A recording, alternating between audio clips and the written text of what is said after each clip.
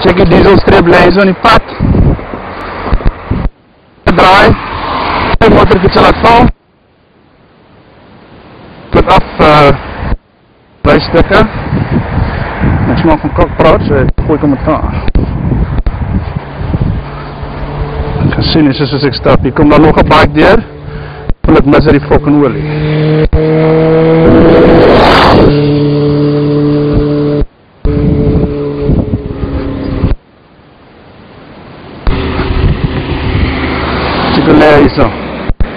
Chicolé hierso is dik.